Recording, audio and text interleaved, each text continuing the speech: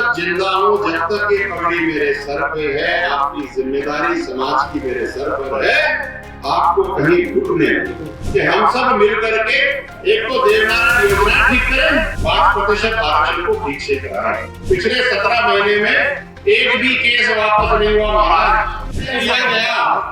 उसके पीछे कारण क्या था ये भी समझिए, क्योंकि अपन ने महापंचायत बुलाई तो बुलाई क्यों? हमारे पैर पे बैठे हो हमारा।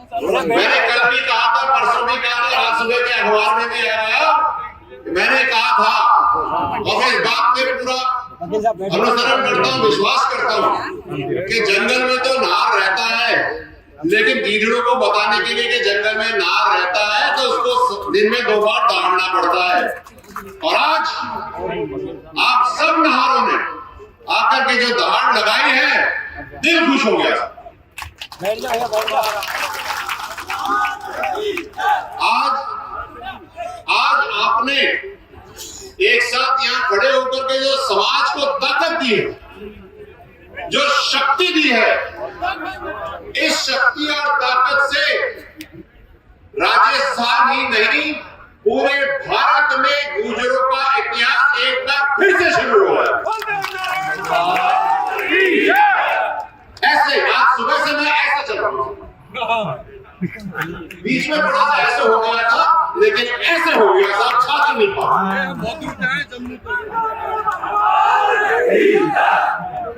और ऐसे रहना साहब, एक सूट में ये जो लाल पगड़ी मैंने पहन रखी है साहब, ये कर्नल साहब की आखिरी पगड़ी है जो उन्होंने पहनी थी, और उनके देहांत से लेकर के अब तक यही पगड़ी मैं रोज पहनता हूँ। इसलिए मैं आपको इस बात का वचन वादा देता हूँ कि जब तक जिंदा हूँ, जब तक ये पगड़ी मेरे सर पे है, आपकी जिम्मेदारी समाज की मेरे सर पर है, आपको कहीं रुकने नहीं।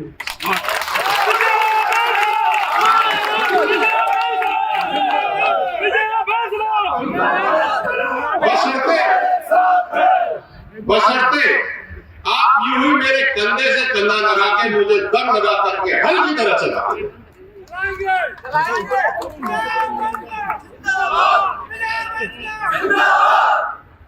पिछले 17 साल में इतने बड़े संघर्ष में हम लोगों को, अरे भाई रुक जाओ, अब मैं कुछ कह दूंगा जयनाम तो मारेगा नहीं, सुन लो भैया, मेरे लाडले भाई सारे के साथ पिछले 17 साल में इतने लंबे संघर्ष में गुर्जर समाज को केवल 2 ही चीजें मिली हैं साहब। एक 2019 में 5% आरक्षण, दूसरा 10 साल पहले देवनारायण योजना। इसके अलावा किसी को कुछ नहीं मिला है, ये सच्चाई है, और ये सब आपके संघर्ष से मिला है। लेकिन आज की विडंबना ये देखिए कि 5% आरक्षण राजस्थान में पूरा दिया और क्रियान्वयन करते करते 2.5%, 1.5%, कभी तो 1% भी नहीं मिलता साहब। फिर नौकरियां आती हैं, मुझे फोन आते हैं कि साहब आरक्षण तो मिला ही नहीं, हमारी संघर्ष समिति फेल है, हम लोग काम नहीं कर रहे, ये आरक्षण का हम करें तो करें क्या? आपकी बात पे मैं इत्तेफाक करता हूँ, सही कह रहे हो साहब।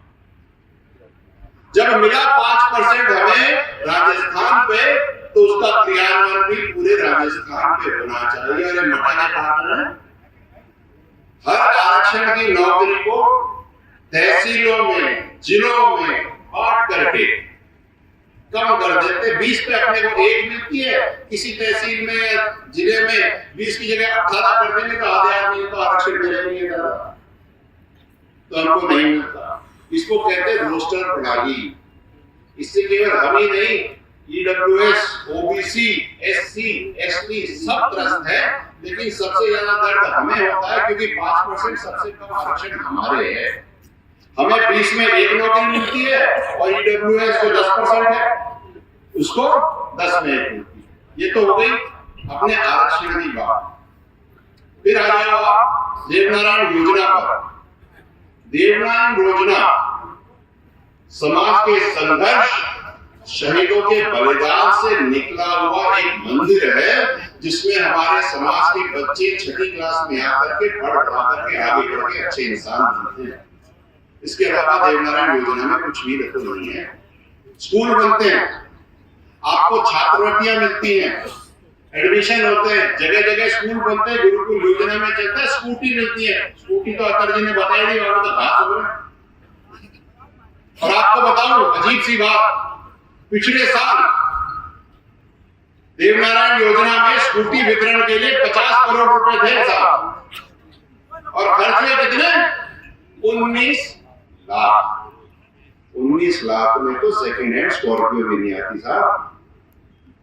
ये कुठाराघात समाज के साथ होगा। फिर बच्चे जाते हैं, फॉर्म भरते हैं छात्रवृत्ति के लिए। कोई 12वीं कक्षा में है आज और उसने छात्रवृत्ति का फॉर्म भरा, उसको मिलने थे 1 लाख रुपए, उसको मिले ही नहीं, या तो वेरीफाई नहीं हुए या प्रोसेस नहीं हुए। बेचारा लड़का अपनी पढ़ाई के लिए 1 लाख रुपए चाहिए, गरीब है इसलिए तो कर नहीं सकता, इसलिए छात्रवृत्ति ले रहा था। उसकी मैया अपने गहने बेचे और बाप दाऊ की जमीनें बेचे, तो यार तो करेगा मारेगा। जब काम ही नहीं हो रहा तो ऐसी देवनारायण योजना का हमें करना क्या? हमें तो वो देवनारायण योजना चाहिए जो आप लोगों ने अपने खून पसीने बलिदान से कर्नल साहब के विचार से बना करके दिए। ऐसी नहीं चाहिए, वही चाहिए पुरानी। स्कूलों में गुरुकुल योजना में 50,000 रुपए सालाना सरकार अनुदान देती है स्कूलों को एक बच्चे को पढ़ाने के लिए, जिससे वो वहां पर पढ़े, खाना भी खाए, रहे भी हॉस्टल में। 10 साल सुनो भाई, बहुत जरूरी बात, तुमको ये तो पता होना चाहिए कि हम इकट्ठे क्यों हुए। कहते हैं ना कि दाई से पेटी छुपाकर समाज में झूठने को। तो 50,000 रुपए 10 साल पहले थे, आज स्कूल की फीस हो गई 1 लाख रुपए। और स्कूल में एडमिशन करा करके मोटापा प्रिंसिपल कह रहा है कि ऐसा मेरे पास तो पोसाता नहीं, एक काम कर 50 मुझे मिल रहे हैं, 30 में रख लेता हूँ, 20,000 तू रख ले, अपने बच्चे को घर पे रख, साल के अंत में जब एग्जाम आएगा तो आकर के दे देना। तो इस चीज के लिए तो हमारे बच्चों को स्कूल नहीं भेजा था ना। अगर घर में पढ़ाना था, बूढ़े पे बिठाना था, बूढ़े से ही बांधना था, अपने घर में बांध देते। इसलिए अब समय आ गया है कि हम सब मिल करके एक तो देवनारायण योजना ठीक करें, दूसरा 5% आरक्षण को ठीक से कराएं। इसके अलावा एक और भी बड़ी चीज है, इससे हम त्रस्त हैं सारा के साथ। पिछले 17 महीने में एक भी केस वापस नहीं हुआ महाराज। केस वापस करने की बात तो दूर, जमीन कुर्की के ऑर्डर निकल गए। ये विडंबना है। और ये विडंबना क्यों है? और भी बहुत सारी चीजें जो नहीं हुई, लेकिन मैं उसमें नहीं घुसूंगा। ये बोर्ड लगा हुआ है, रीड 233 अभ्यर्थी की नियुक्ति दिलाई गया। बेचारे वहां बैठे हैं, मंत्री जी से 3-3 बार मिल लिए, रोड चलते हुए मंत्री से मिल लिए, जाकर के ऑफिसों में मिल लिए, लेकिन काम नहीं हुआ। 1252 बच्चे बैठे हैं। पहली बार जब 2000 आप सुनोगे तो आपको समझ में आएगा कि अपने समाज के साथ होता क्या है। बहुत सारे सामने वालों बैठ जाता और कम तो मेरी सामने ले ले।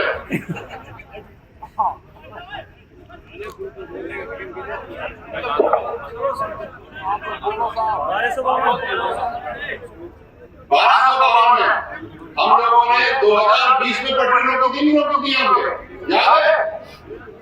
1252 के जो बच्चे हैं अभ्यर्थी, सुनो, उस साल ये लड़के भी नौकरी कर रहे सरकार में और पड़ोसी भी कर रहे हैं। काम दोनों एक ही कर रहे हैं। एक को मिलते हैं 20,000 रुपए, एक को मिलते हैं 60,000 रुपए। आप भाई बैठ जाओ।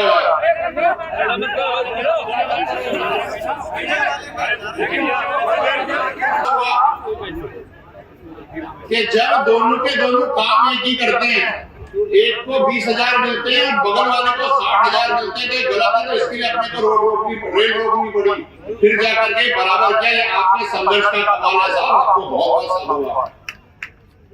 आज की तारीख में, और सुन लो, आज की तारीख में इन बच्चों को कह रहे हैं कि साहब आप तो एमबीसी से 1252 से आए हो, आपको प्रमोशन नहीं देंगे। पिछले 7-8-10 साल से नौकरी कर रहे हैं लोग और इनको प्रमोशन नहीं मिल रहे। इनके 4-4 साल जूनियर या के ऊपर बॉस बने बैठे हैं। अब हमारे सम्मान में और हमारे जिगर में ठेस नहीं पहुंचेगी तो किसके पहुंचेगी? गुर्जर समाज गुबरेज का समाज है, गलत चीज को बर्दाश्त नहीं करे। इसलिए ये भी एक बहुत बड़ा मुद्दा है। मैं तो सही कहूंगा सर,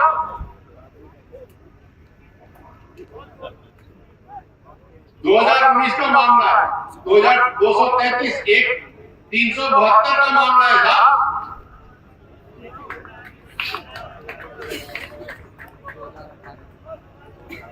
तीन सौ 372 के लड़के घूम रहे हैं। जब कर्नल साहब बीमार थे तब से लेकर के अब तक घूम रहे हैं और इनके काम होने मंत्री जी से भी मिला है, डीओपी से भी मिला है, सब करा। लेकिन मैंने ये सोचा है कि वो 372, 233, 1252 नर्सिंग की भर्ती, वेटनरी की भर्ती और जो भी भर्तियां अपन सब मिलकर के संघर्ष करके इन बच्चों को इनका भविष्य ठीक से करा के देंगे।